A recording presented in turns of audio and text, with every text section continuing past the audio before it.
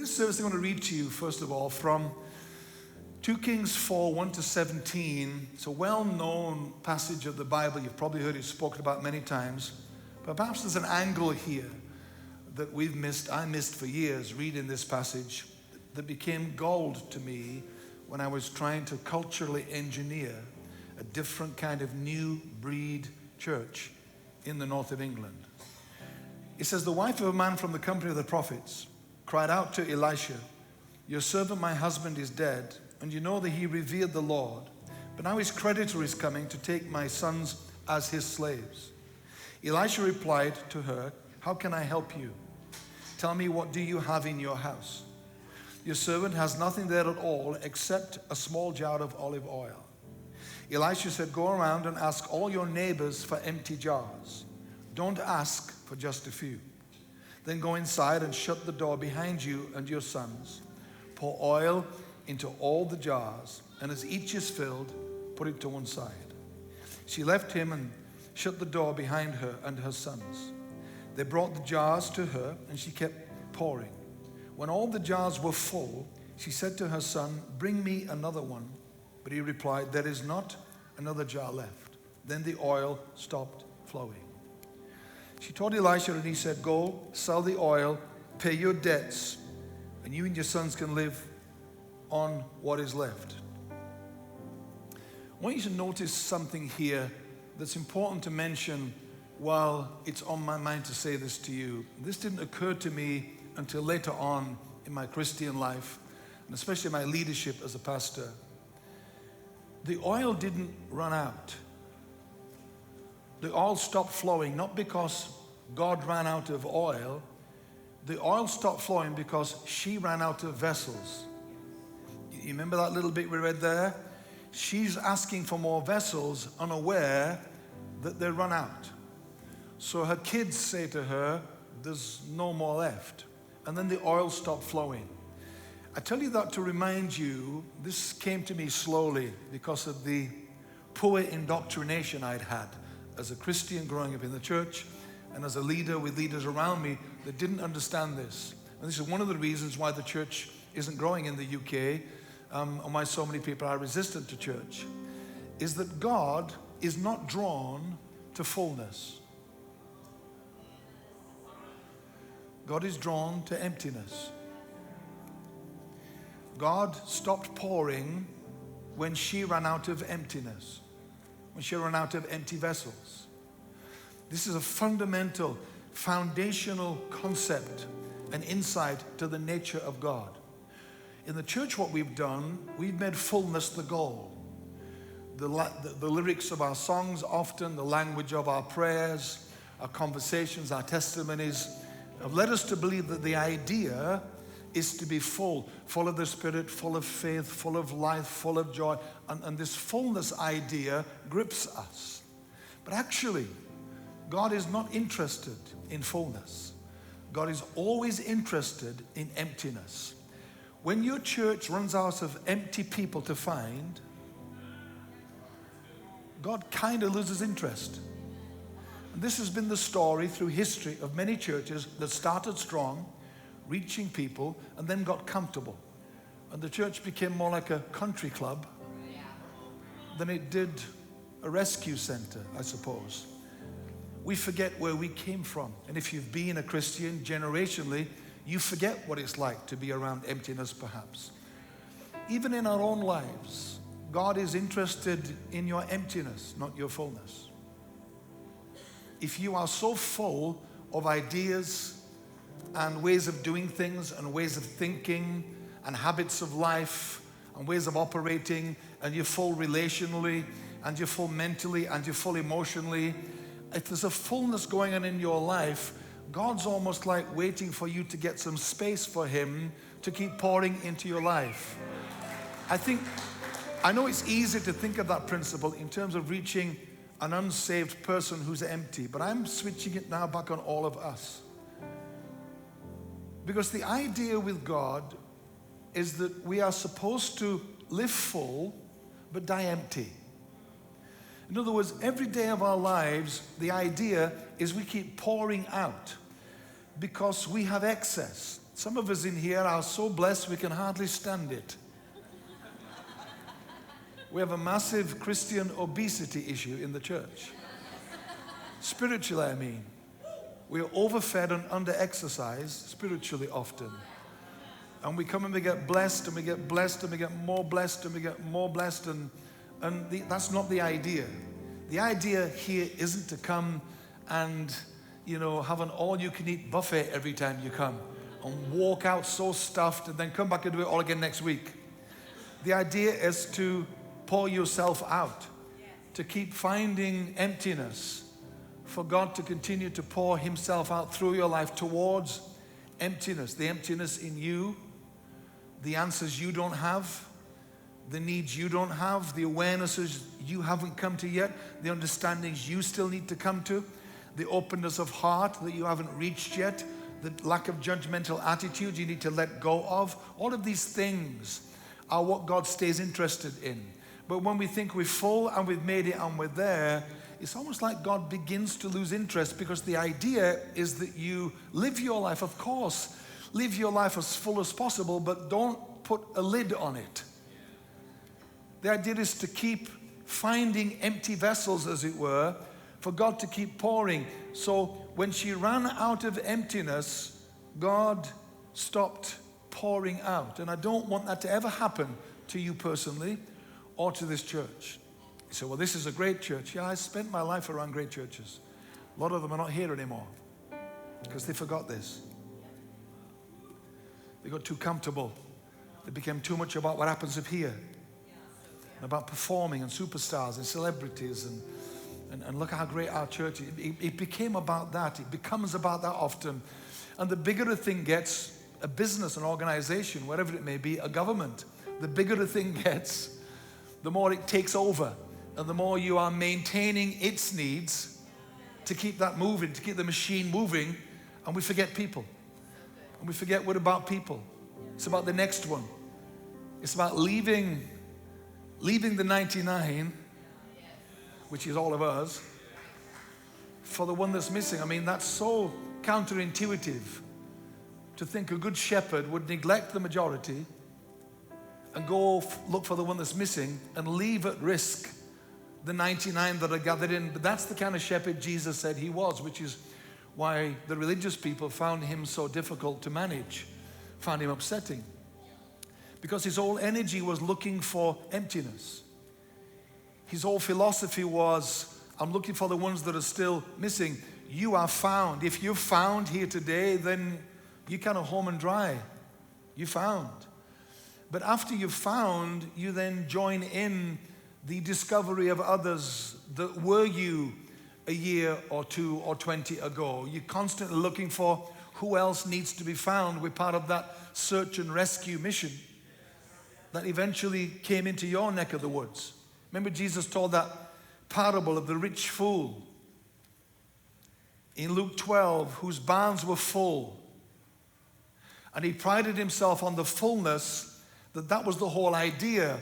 And he sat down on his fullness, and Jesus called him a fool, because the idea is not fullness. The idea was to make sure that whatever you did, you always left room for others to be fed and helped and nourished with your fullness. The parable of the banquet, where the master of the banquet, a picture of God metaphorically, has a banquet, and he sends his servants out to invite the invited guests. The invited guests, one by one, send back the message to the host, or we're sorry, we're busy. We're busy investing in something, or I'm in a new relationship with someone, or whatever it was they said, they couldn't come. And the invitation list said, we can't come because our lives are too full, we're too preoccupied, we're too busy, we'll get around to it later, and sent back, we can't come to the banquet. The invitation list, by the way, was really alluding to the Jews who were on the invite list. But they were the ones that didn't want to come because they didn't recognize Jesus as a legitimate host. So they said, no, we can't come. We don't. So Jesus said in the story, the master of the banquet said to his servants, okay, forget that crowd. Forget the full people. Forget the busy people. Now he said, go beyond them. Throw your circle of love wider. Go to the highways and byways and look for the people that never dreamed they would be invited. Look for the people who never dreamed they'd be included in such an opportunity. Go to the poor and the blind and the lame and the broken, he said to them. So they went out wider still and invited and brought all these people in. Then they came back and said, we've done as much as we could. And the master said, the house isn't full yet. Go and do it again. Go wider still. My house must be full. And so these parables, these conversations Jesus had, were not just nice stories to preach. They're insights to God's nature, to his characteristic. And we've missed sight of that. When you see a parable as good preaching fodder, and don't realize the parable is a story. It's an insight about the nature and character and values of God, is what I think I want to say to you, first of all, about the idea here that the oil stopped pouring when she ran out of emptiness. Okay. The other thing going on here is this in this story. Supposing she'd said to Elisha, thank you for your intervention in my tragedy here, because she is in debt. Her husband was a member of Elisha's ministry team in the school of prophets. And he died leaving huge debts, which proves that being in ministry doesn't make you good with money. I know it's a cheap shot, but it's true. And so she's in huge debt. And in those days, the debtors came and took the kids. Now they take the furniture, the TV. On some days, you'd rather they take the kids, right? No, leave the TV, take the kids, please. That's a real issue and still is in some parts of the world. So she appeals to Elisha for help. And you know the story, we just read it. So he says to her, look, what I want you to do is go around to your neighbors, knock on every door, get as many vessels as you can, and then you and your sons go door to door, 3 of you, then get them all in your house, shut the door behind you, and then clearly something supernatural is going to unfold. Now, imagine if she said to Elisha, whoa, hang on. I like this idea, except the neighbors bit. Because we don't get on with the neighbors. Or most of them anyway. And she may have said to Elisha, you see, because over the 20 years we've lived here, you know, we've really made a stand for our faith. You remember that earlier thing I said? You know, and so, you know, we've made a real stand because the people at number 32, we think they're living in sin. So we've really had to have difficult conversations with them. The people at number 45, we think they're a gay couple, so we can't really involve with those people. We made clear where we stand with them. The people down there, they used to go to our church, but they left in bad attitude. So we kind of avoid them. It's just difficult where we see them. We cross the street, don't speak to each other. The people down the street, they're a different kind of church to ours, and we kind of don't see eye to eye. The people over there, they're Democrat. They're Republican. They're black. They're white. They're rich. They're poor. And she could have said, right through every neighborhood opportunity, this leaves me with 3 homes. I have 3 homes I can go to, perhaps, because all these other people will not be happy to see my face at their door, especially asking for their assistance. In other words, this miracle was as much a miracle of relationship as it was of anything supernatural. In fact, perhaps more so. God would do the supernatural bit in the pouring out, but the size of that was going to be determined by the size of her relationship circle. So is yours. The idea of this message is, if you like titles, and I do, titles live longer often than the content of what was in that title. That's why people work very hard on titles of movies or books or messages.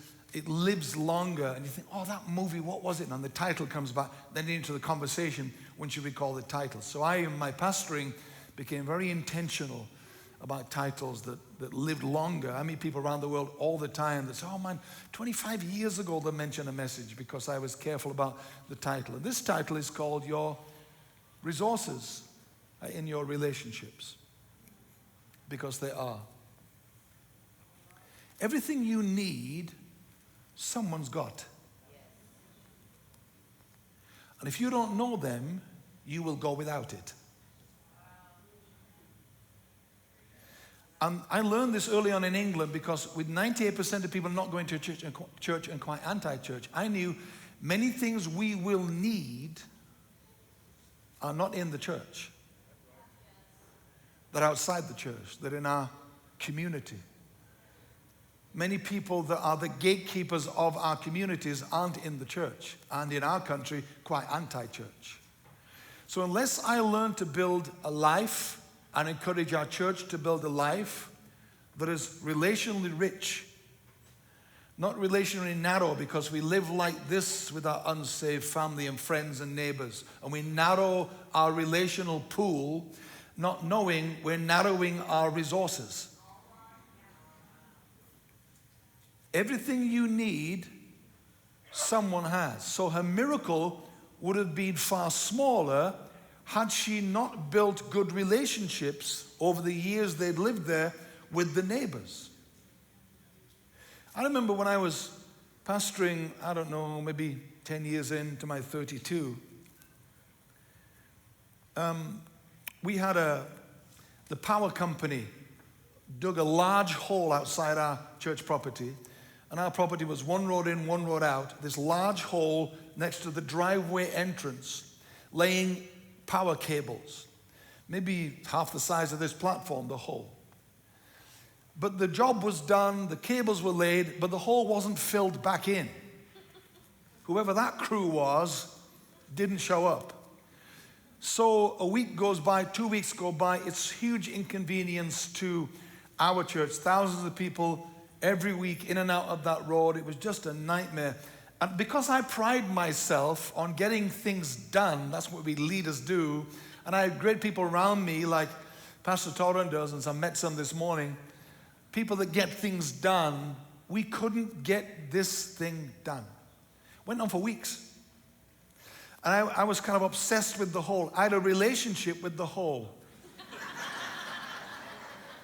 Every year I would publicly give a whole update and say, I'm sorry, church, this week we did this and we really tried, and they promised us, but nothing happened. And I felt so bad that we couldn't get this fixed.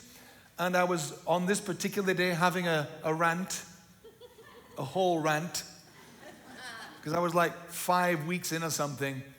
And I was in the lobby afterwards chatting and meeting with people, and a man in our church said to me, I have a friend here today, so I'd like you to meet him. So Phil in our church brought his friend Sam to meet me. Sam said to me, it's the first time here today. He said, I heard you talking about the hole. I said, yes. And I gave Sam a full version because it was new material. You know, Sam was fresh meat. So he deserved the full vision. I'm like, Sam, let me tell you about the hole. So he said, no. He said, how long has it been like this? It's about 5 weeks. He said, okay. He said, who's the power company? So I told him, okay. He said, give me a minute. Never met Sam, never been to our church. Give me a minute.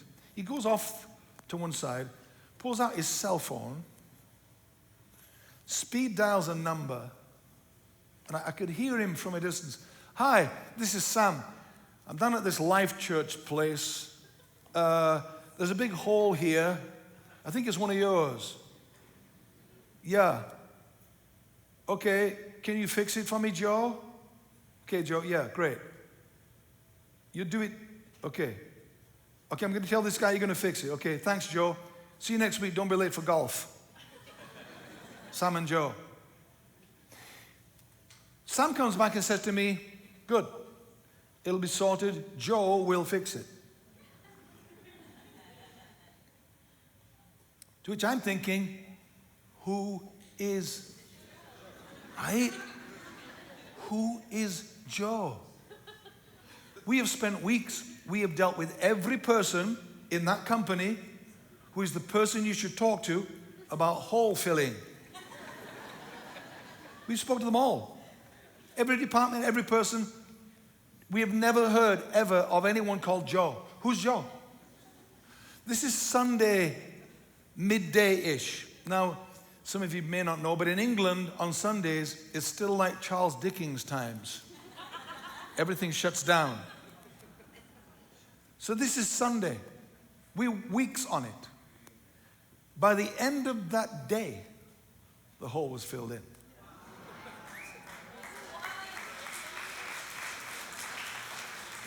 I had that bit, but my real thing was, who is? If I'd have known Joe 5 weeks ago, your resources and your relationships, the hole would have been filled in. But I didn't know Joe. You don't know Joe. Some of you right now need a Joe in your life. You do. Sometimes all you need to alleviate the pain in your life, to be a game-changing intervention in your life, in your business, you need Joe. You need a phone number. Someone has it, you don't have it because you don't know Joe. So all I knew was Phil that came to our church. I knew Phil. Phil brought Sam. Sam knew Joe. You see the relational network. All I knew is Phil. You may be the Phil in that chain reaction. All we know is you. But you are here in this room today with people you know that would never dream of coming to church. They're not interested in church. You've tried to invite them, or maybe you didn't because the whole energy is don't think about it. But we need you. God needs you to stay friends with these people, to include them in your circle of love, to stay in a good flow with them. Because some of these people, and I don't mean in a transactional using them way, but I mean not feeling you have to make some kind of stand or have an intense conversation or say or do something that alienates them because it makes you feel better. Your ego needs to speak your mind. Calm down and think. This could be, some of you know people that are not here, they're really connected. They'll never come to church.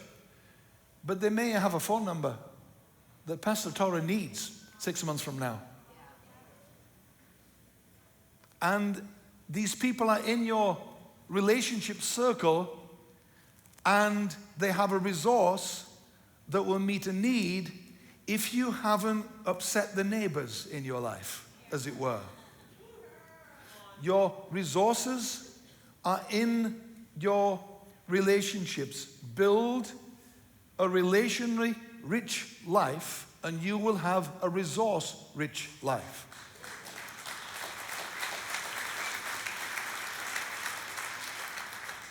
Every time you add a new person to your relational world, you increase your relational capital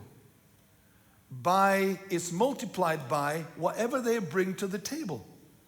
Some people have skills and insights and abilities that you could only imagine. I used to, one of the things we did in our church as an outreach to our community was every year we had a Christmas cabaret. And we had 2 back-to-back evenings, and hundreds of people came to each of those evenings. But what was interesting to me is when some of our team auditioned people in the church to perform at the cabaret. It was shocking the talent in our church sat there. And we just said we want, comedians or magicians or whatever your thing is, your party piece, come and audition. And I'd known these people for years. And some people would come and just do it. I'm like, what? I didn't know you could sing. I didn't know you could recite poetry. I didn't know you could do acrobats across the stage. I didn't know you did stand-up comedy. I didn't know that at all about these people who I'd known for years. Those people are in this room. People here with talents and abilities and geniuses that you don't think this church needs because you think, well, I'm not up here and, I'm not in ministry, that ministry word that excludes most people, and it shouldn't. We've overused and wrongly used that word. Ministry is these people. No, it's not. Ministry is everyone. It's not ministry isn't a paid job. Ministry is what everybody does. We're all in the ministry. You're all in ministry. Some people are getting paid for it. Most of us aren't, but we're all in ministry. That's how it's supposed to be. That's the language for it. Some people are full-time ministry, but before they were full-time ministry, they better have been in ministry already. Don't get all ministerial after you get a paycheck.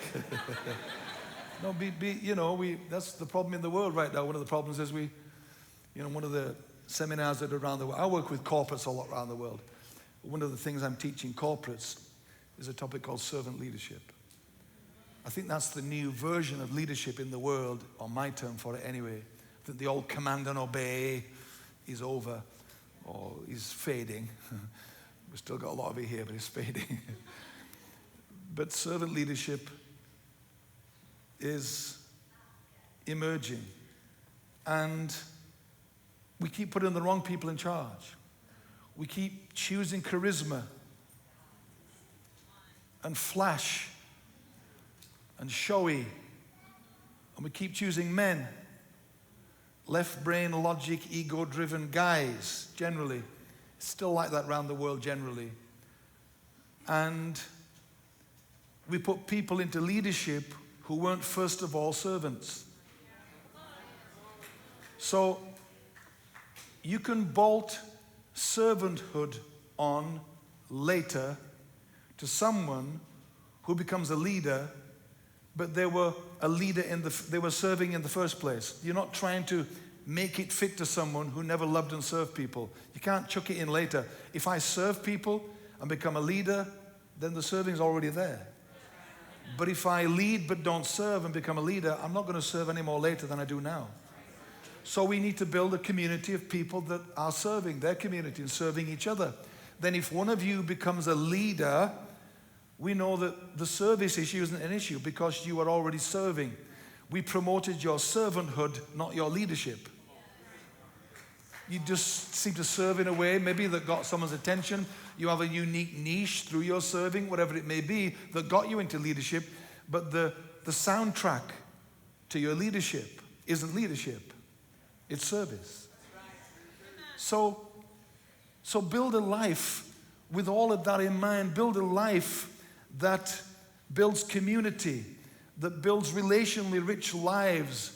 Have conversations with people that are inclusive and not threatening and not us and them. If this church would get a hold of this idea that this church's resources, you're going to need in the future, you're going to need all kinds of stuff. You're going to need land and buildings and favor and openness. You're going to need hundreds of Joes the next 20 years. You're going to need Joes. So build the kind of church where Joe wants to help people like you. Where Joe has a good experience. If you're a Christian and Joe's your neighbor, he needs to be the first house you go to borrow vessels. Because you built a friendship with Joe. Joe's not going to come to church. Joe may not be the kind of person that would be approved of, perhaps by you or the church, but you built a great friendship with Joe.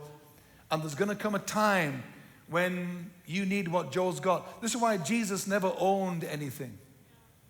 Jesus wasn't an owner of anything. He borrowed stuff.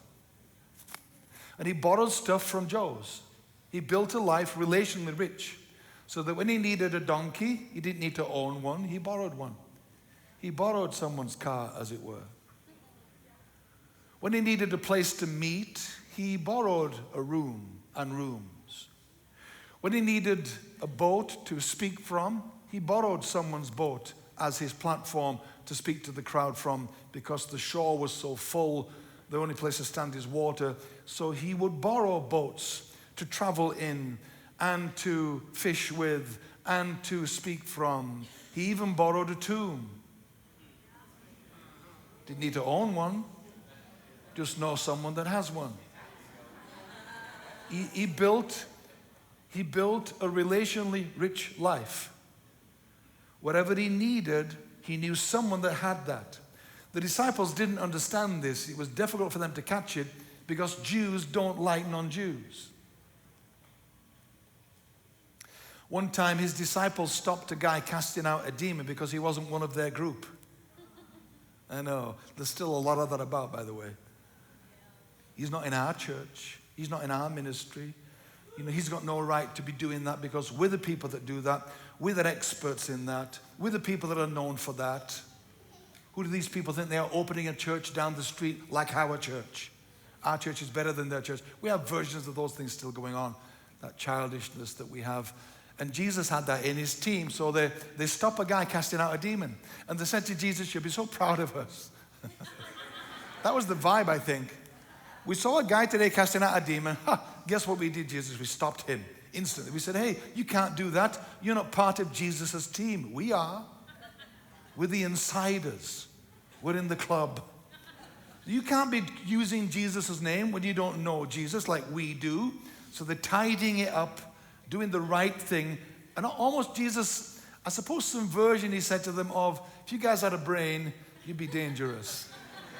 I think it was some version of that. He must have felt, we've got 3 years to get this thing figured out, and we've only got 6 months left, and this is happening. I'm glad the Holy Spirit's come in to carry on coaching you guys, because you're not getting it. And Jesus said to them this. He said, listen, you should not have done that. Here's why.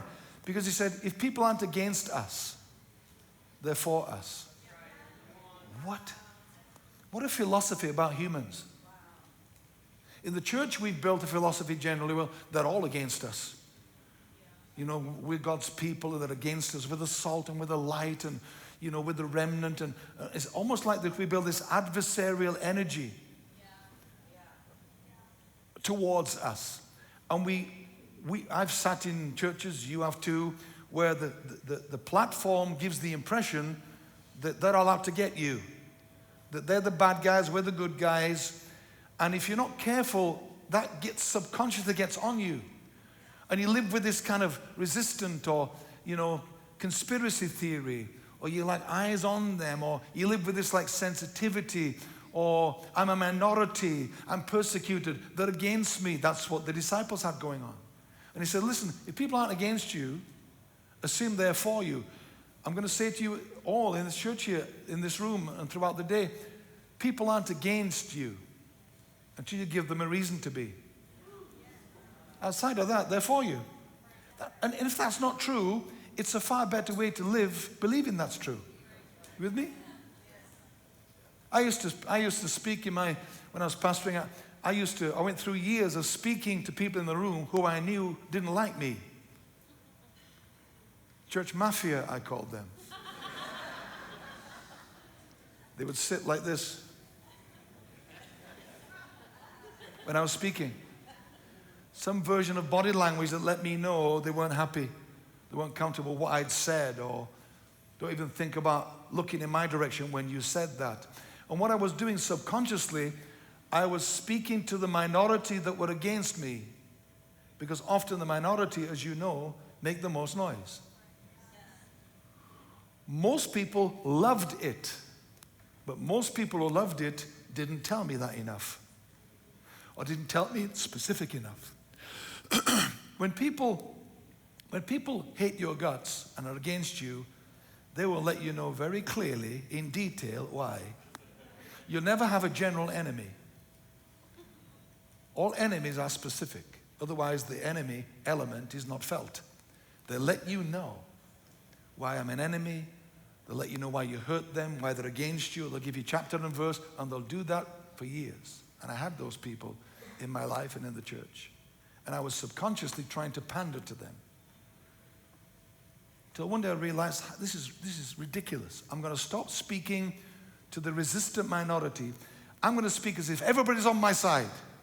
And it completely changed my persona, my energy. I was happier. I was more playful. I was more chilled. I didn't really care about what people didn't like. And it changed the whole energy of our room and our team as I stopped doing that. And I began to build with this mentality that I want to build a relationally rich life so that all the resources we may ever need are going to be available to us because I've lived a life rather than they're against us, they're against us, they're for us, and said to the church, build a mentality with your friends and family who aren't here. They're on our side, they're on our side. Because the logic of the disciples was, better the demons stay in than someone not from our group cast it out. Is that the alternative? Build a relationally rich life. Your resources, some of you need someone right now. You need a Joe in your life. And some of you are someone's Joe. Build a relationally rich life. Your resources are in your relationships. Y'all okay? All right, I'm going to stop. Let me mention a couple of resources. Hannah is here with me in the resources area. Hannah's worked with me for 14 years. She lives in Australia most of the time. Talk about remote staff. But when we do a tour, we meet and we do this together, so she's great. And I have a brand new resource that's only available, it's come available here today. It's called Seasons of Awakening. These teachings on here are the foundational concepts that I wrestled to get my head around and language for how I reinvented our church. I started a new church inside an old church. I started a new breed church that people told me it's not possible, leave it alone. But I did.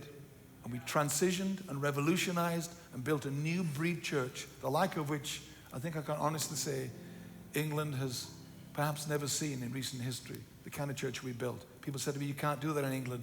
People don't go to church, especially the north of England. But we did. I did. And our team did. This season of awakening is the 50. A few weeks ago, I put together what are my foundational concepts. Here they are. This will work for you in your business and in your church community. Seasons of awakening. This is today here, only available today. It's going to be a QR code and you'll access it. Speak to Hannah about that. And secondly, EQ, Emotional Intelligence Mastery. I'm teaching this to corporates around the world because they're realizing they have a lot of IQ and AI but can't get on with people. Some of you grew up like I did in an emotionally dysregulated family. I never had emotional regulation modeled for me as a kid. I didn't. My dad was a violent alcoholic. And I just watched that all my life with my 4 brothers. And I knew as I got older, I need to double down on developing a really healthy emotional ecosystem in here. We don't talk about it enough in the church. So this is my gift to you today to go and explore this idea of how is your emotional intelligence? How are you at getting back from the mood that you are in? How quick do you pivot to get back to a calm state? Because some of you without emotional intelligence are in huge relational conflict. It's because you can't get on top of your emotions. And I want you to know how to do that. This EQ Mastery is a video teaching that's available out there today and other stuff, but those 2 things especially, think about getting a hold of with Hannah today. Let me pray for you guys. Father, thank you for these beautiful humans here in this room today. Every life, every story, every hurt, every pain, every trial and challenge. Thank you, you forensically see, understand, brought us into this space here together to learn and to grow, to be the best version of us we can possibly be. I pray in our hearts today there'll be a softening where there's been hard lines and resistance to building a wider relational circle. I pray that it will dawn on us afresh that our resources, even tiny things that no one knows we need, but they're hugely irritable in us. I pray we'll find this week, in the coming days, a breakthrough because we find someone that has the idea, has the language, has the way of thinking, has the relational network, has the phone number, has the door opening capacity to help us move forward in our lives from a sense of stuckness we often feel in resources we lack. Help us to build a relational, rich life, personally and corporately as a church.